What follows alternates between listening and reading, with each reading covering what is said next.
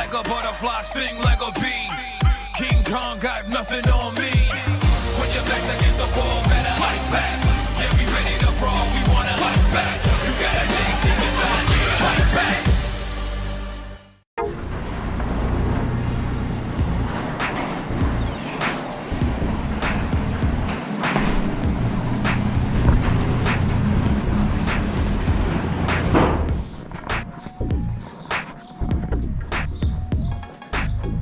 Damn, that thing still look good when I come outside. Woo! Sweet! All right, this video is gonna be a quick video on what I wouldn't do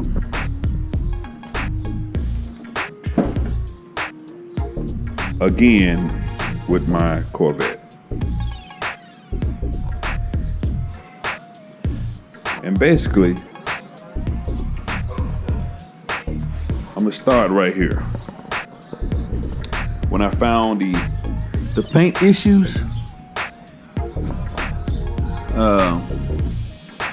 that was in here. You can watch the video. I'll put a link to it.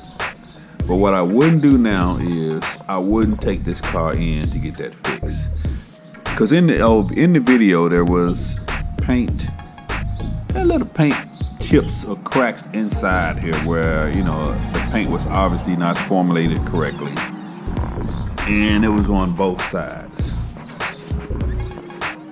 And you know, if you look at the video, I was adamant about getting it done. You know, inside here was little cracks, and they fixed it, sort of.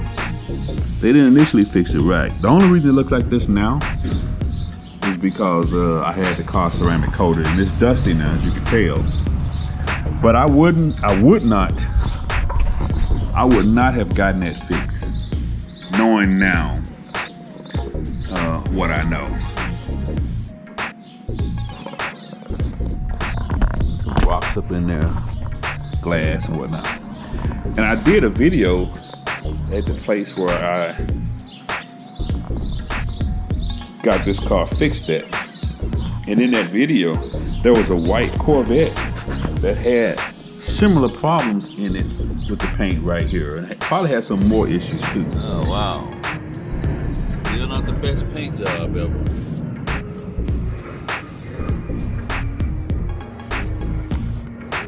See that in there?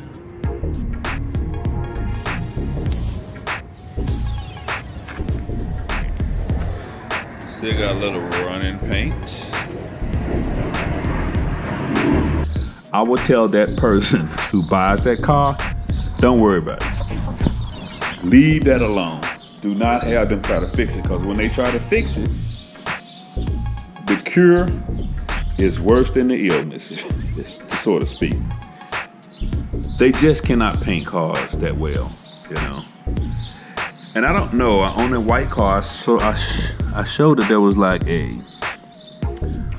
bubble, but my car has the same thing there. Well, it looks like the paint ran, but I don't know if that's what that is. But I wouldn't get that fixed if I was that person buying that car. I would really just bite the bullet on that and just take the car as is. You know, and don't worry about it. Because that caused me more frustration than relief. And I was gonna get the car ceramic coated anyway, but when that repair, the results of that repair didn't leave me much of a choice. I had to get it fixed.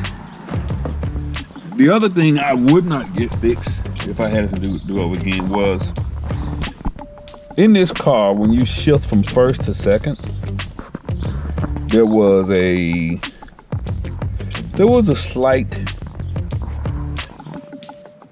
it's a grinding. It doesn't feel like a grinding, but there's a slight, it didn't go into second that well. It went into second, but you would always kind of hear a little grinding. Not always. Usually if you try to, when you first crank the car up and you don't let it warm up, you know, you would hear that. And unless you shift it real slow, like, you know, if you just kind of wanted to go when you did that, it would grind. But if you did the, the standard, the way it's supposed to ship, I guess, it wouldn't grind. But according to them, they felt that it was, they felt that the problem was with first, second, third. Now look at here. Now I gotta take it back to get that fixed. They are terrible. Yeah. See, this is from Maurice Cadillac. I just discovered this, that this little ring is not fully down on the car. So, we gotta take that back. Just discovered that.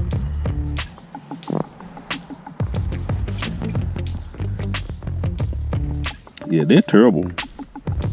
Their repair process is the worst. So, go figure. And this will probably be something that, it takes a few minutes to fix, but if you do the QC, you would know that that was coming off of there. And so I don't know how that even is supposed to go on there. Somehow I know that's supposed to clamp up on there.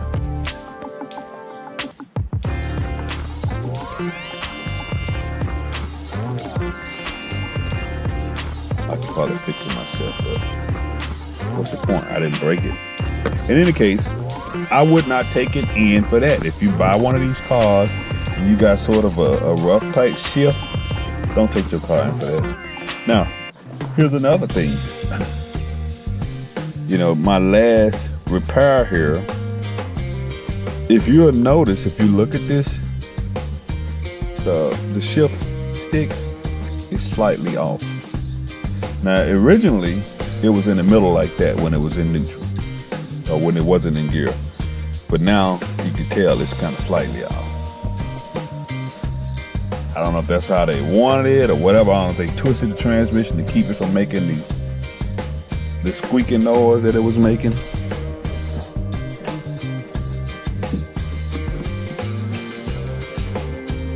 But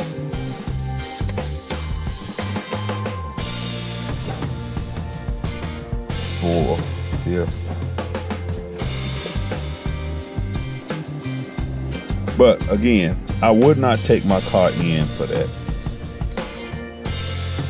because you got a new car. If you bought a new car, you got to realize that anytime you get a dealership to start messing with stuff, they might not have the best repair guy working on your car. He might not be Johnny on the spot, which is kind of what I think I got stuck with. But I think I could fix this myself.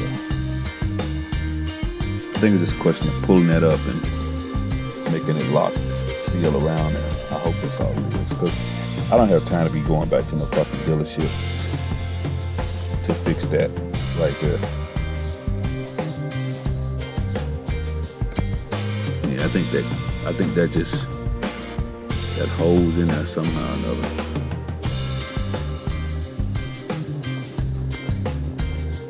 But you take it to them and they might have to put a whole new boot on it. Go figure. Okay, that's another problem. The other thing is, I did a video on these buttons, and the last time I took it in there last week, they were gonna fix it, but they were talking about removing this whole panel. Hell no. These buttons would just stay broken, because one, I don't really use that. All this does is the presets. I can move my seats my damn self. It's the presets for the seat. To have them take this whole thing off and possible do the same kind of shitty work as this is now, Really?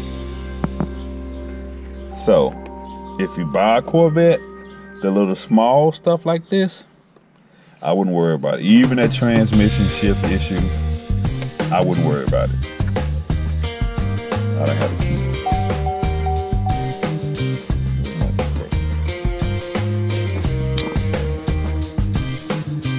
So those are the things that I would not get looked at. If you buy a Corvette Grand Sport,